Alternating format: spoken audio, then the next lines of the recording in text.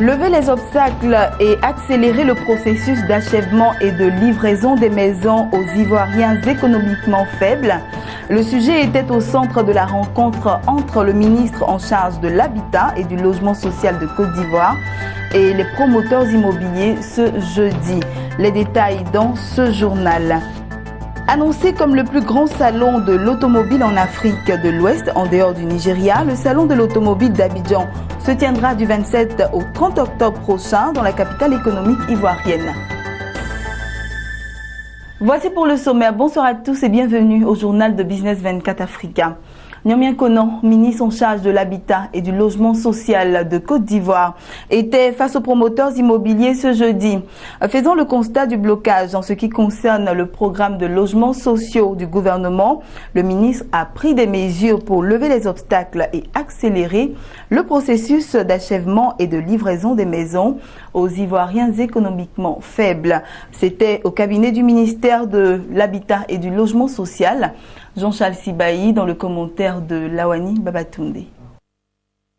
Au départ, l'État s'était engagé à construire 60 000 logements sociaux pour un coût maximum de 10 millions de francs CFA chacun pour les Ivoiriens à faible revenu. 70 000 nationaux ont souscrit à l'opération. 5 ans après, l'heure est à la désillusion pour certains, au découragement pour d'autres. Personne n'a encore pu intégrer une maison. Le programme présidentiel de logements sociaux suscite des inquiétudes. Les promoteurs immobiliers sont pointés du doigt. La politique de logements sociaux, en toute sincérité, nous avons fondé un espoir, un grand espoir. Mais aujourd'hui, c'est une déception. En ce sens que moi qui vous parle aujourd'hui, j'ai souscrit. Je n'ai pas été pris en compte. Bon, je ne sais pas pourquoi. Jusque-là,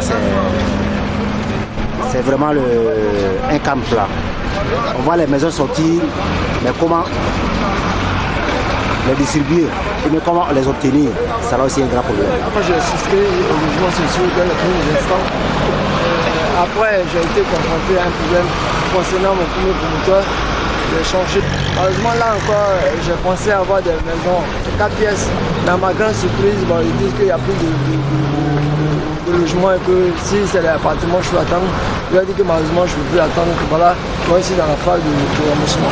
Vraiment, je souhaite une implication véritablement du gouvernement dans cette histoire parce qu'il faut dire que les promoteurs, honnêtement, reprendre le contrôle du programme au bénéfice des acquéreurs, voici la nouvelle détermination du ministère ivoirien de l'Habitat et du Logement social. Face aux 46 promoteurs immobiliers engagés dans le programme présidentiel de logements sociaux, Nyamien Konan, le ministre de l'Habitat et du Logement social, a dressé un tableau sombre de l'état d'avancement des cités avant de présenter ces nouvelles mesures pour donner un coup d'accélérateur au programme.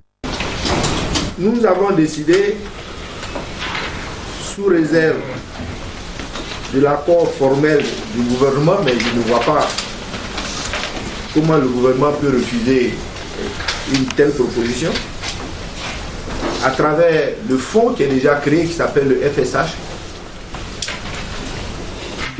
d'acheter tous les logements du gouvernement, acheter tous les logements socio-économiques que vous allez construire.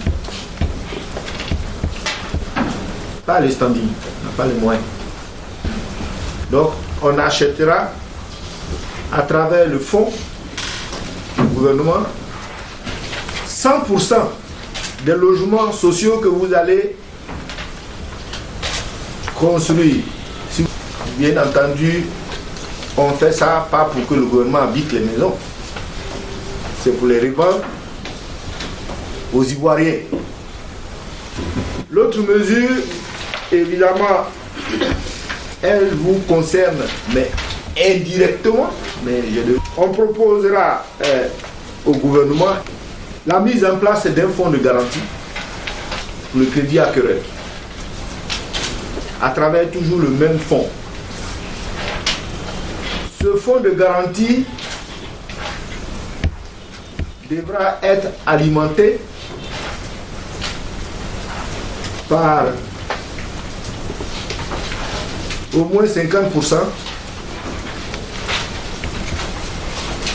des droits et taxes sur les clinqueurs et sur le ciment à l'importation. Si vous faites la même analyse que moi, si les banquiers sont convaincus que les maisons seront vendues, d'abord nous les achetons. Première pièce à conviction. Deuxième pièce, l'acquéreur lui-même, il est protégé. Les banquiers sont protégés par rapport aux acquéreurs défaillants. Donc, pour moi, on aurait levé les principaux obstacles du financement. Saluant les nouvelles mesures du ministre Niamey Konan, les promoteurs immobiliers n'ont pas manqué de rappeler à l'État de Côte d'Ivoire sa responsabilité dans le retard des remises de clés aux souscripteurs. Sur 60 000 logements initialement prévus, environ 12 000 sont achevés. Mais les cités qui les abritent sont inhabitables car l'État n'y a pas encore construit les VRD primaires, entendez voiries et réseaux divers dont il avait la charge. Alors même que le programme piétine, le ministère de l'Habitat et du Logement Social a même porté à 150 000 le nombre de logements sociaux à construire. Rappelons que les nouvelles mesures censées booster le programme présidentiel de logements sociaux devront être soumises à l'ensemble du gouvernement avant leur mise en œuvre. Les souscripteurs devront encore patienter. Poursuivons toujours avec ce même sujet. La quasi-totalité des promoteurs immobiliers engagés dans le programme de logements sociaux de l'État de Côte d'Ivoire étaient présents à cette rencontre avec le ministre de l'Habitat et du Logement Social. D'abord surpris par ces mesures, ils en ont trouvé finalement les bien fondées. Ils ont réagi au micro de Guigui Nicolas. Ouais, écoutez, c'est une réorganisation de notre profession. Et donc nous allons répondre favorablement à ces propositions. Nous devons en discuter puisqu'il va y avoir une période transitoire un petit peu compliquée car nous avons déjà des clients qui ont réservé, etc. Donc tout ça, ça va se mettre en place. Mais au niveau des logements sociaux, c'est une révolution et ça va aider beaucoup les Ivoiriens pour accéder à la propriété. Voilà ce que j'ai à dire. C'est un excellent programme. Effectivement, il y a des problèmes en termes de crédit d'acquéreur, parce que qui dit crédit parle de système bancaire. C'est pas tout le monde qui peut avoir accès au crédit bancaire. Donc l'objectif, c'est de mettre en place un fonds pour étendre un peu ce crédit bancaire à des Ivoiriens. Parlons d'autre chose à présent. Du 27 au 30 octobre prochain, Abidjan va abriter le Salon international de l'automobile, le premier du genre en Afrique de l'Ouest, en dehors du Nigeria. Organisé par le groupement interprofessionnel automobile, matériel et équipementier, en abrégé JIPAM, cette première édition du Salon de l'automobile se veut une plateforme d'échange direct entre les professionnels du secteur automobile et le grand public. Créer une plateforme d'échange direct entre les professionnels du secteur automobile et le grand public, montrer ce qu'un concessionnaire apporte à l'achat en termes de conseils, de professionnalisme, de sécurité de garantie, de services après-vente et surtout exposer les marques de véhicules, c'est le but du premier salon international de l'automobile qui se tiendra du 27 au 30 octobre à Abidjan. Organisé par le groupement interprofessionnel automobile, matériel et équipementier, en abrégé JIPAM, le premier salon international de l'automobile de l'Afrique de l'Ouest, en dehors du Nigeria, va rassembler des concessionnaires membres du JIPAM, mais aussi l'ensemble des structures gravitant autour du métier de l'automobile. L'importance de ce salon, c'est d'abord qu'il est nouveau. Ça fait plus de 30 ans qu'il n'y a pas eu de salon. Il est nouveau non seulement en Côte d'Ivoire, mais il est nouveau aussi en Afrique de l'Ouest, on l'a dit. L'importance de ce salon, c'est qu'il va rassembler les concessionnaires automobiles du JIPAM et les métiers périphériques, c'est-à-dire les gens qui font du financement, les gens qui font de la géolocalisation, les gens qui vendent de l'huile, les gens qui vendent des équipements, je dirais, qui se rapportent à l'automobile. Ce sera une occasion d'échange avec des débats, des thèmes. Okay. Donc c'est une occasion de rencontre et de promouvoir nos produits, de les montrer à nos clients ou nos prospects.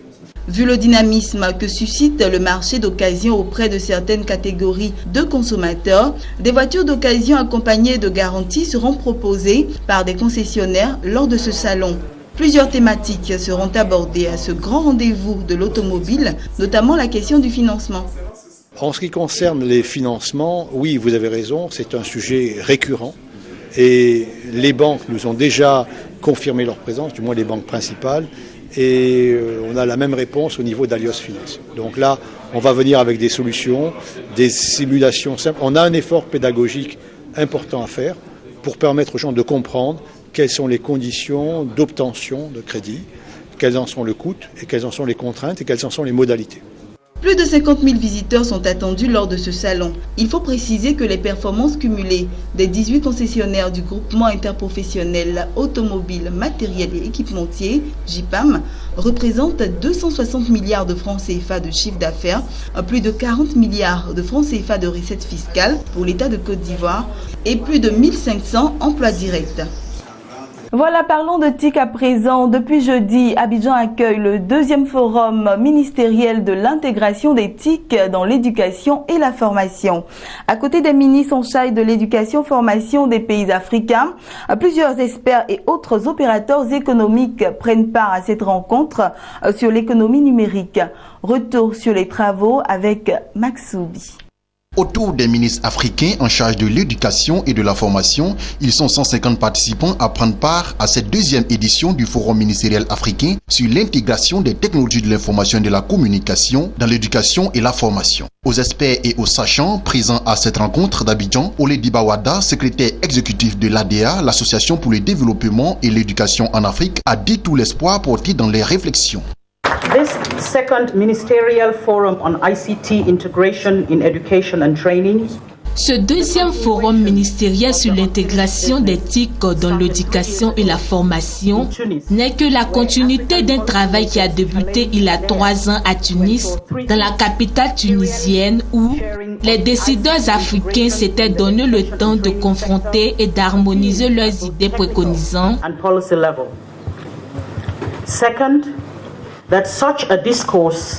d'abord le dialogue sur l'intégration des TIC dans l'éducation et la formation à la fois au niveau technique et bien au-delà. Ensuite, faire en sorte que dans la pratique, ces modules dénommés Focus Pays et proportions innovantes, environnement des TIC au-delà de l'administration, la gestion de l'éducation, la formation se poursuivent en faveur de l'enseignant, l'apprenant et la salle de classe.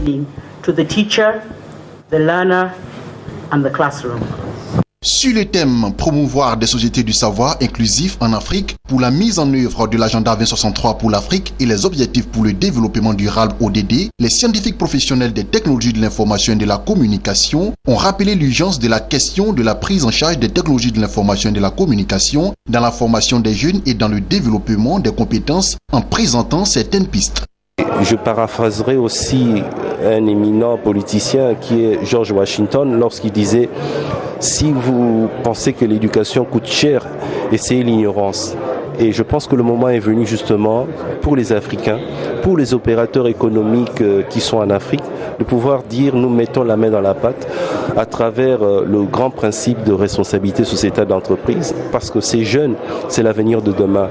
Et la population africaine est vraiment, pour plus de la moitié, très très jeune. Et nous le savons, ils sont en moins de 30 ans et nous avons beaucoup à faire pour cette jeunesse. Ce sont les premiers consommateurs de produits culturels et aussi des produits numériques. Aujourd'hui, on les voit qui s'y intéressent, mais il faut les encadrer parce que l'avenir aujourd'hui du monde, ça ne peut passer que par l'éducation. Vous savez qu'aujourd'hui, on vit une époque où les TIC se sont un peu invités dans tous les secteurs d'activité de notre vie de tous les jours. On comprend très bien que le domaine de l'éducation ne peut pas rester à l'écart un peu de cette révolution en marche. L'Afrique aujourd'hui est face à d'immenses révolutions. Le nombre d'étudiants est en train d'aller crescendo. Le nombre d'élèves dans nos écoles suit la même tendance. On comprend aujourd'hui que ce sont des dizaines de millions de jeunes Africains qui ont besoin justement de formation et d'une formation de qualité. Et on comprend donc dès à présent que les modèles anciens ont besoin donc d'être mis au goût du jour par rapport aux opportunités nouvelles. C'est en ce sens que nous pensons que les TIC peuvent apporter beaucoup dans le domaine de l'éducation, la formation en général. Les différents gouvernements africains sont très intégrés dans la numérisation des systèmes éducatifs. Maintenant, il reste à savoir comment est-ce que les choses peuvent être orientées. Et notre société qui est là a déjà pensé un peu à tous les axes sur lesquels les différents gouvernements doivent partir. Nous avons développé 3 modèles de numérisation du système éducatif qui sont en rapport avec les objectifs de développement durable et qui peuvent être déployés à l'échelle nationale avec des éléments statistiques qui permettent de prendre de bonnes décisions. Et le tout va aboutir à former des citoyens qui sont capables de travailler et de vivre dans ce 21e siècle et de pouvoir compétir à l'échelle internationale.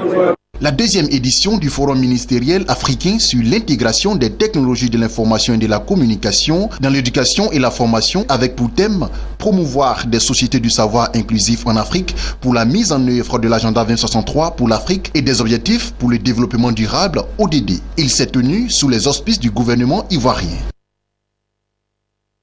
Voilà, terminons ce journal avec cette information en bref et en images. L'agence de notation Fitch Ratings a annoncé avoir confirmé la note du crédit souverain à long terme de l'Afrique du Sud à BB- en devises étrangères et BB en monnaie locale avec des perspectives stables. Cette note présente le plus bas échelon dans la catégorie dite d'investissement. Selon les projections de la Banque centrale sud-africaine, l'économie de la nation arc-en-ciel devrait enregistrer une croissance de 0,6% en 2016 contre 1,3% en 2015.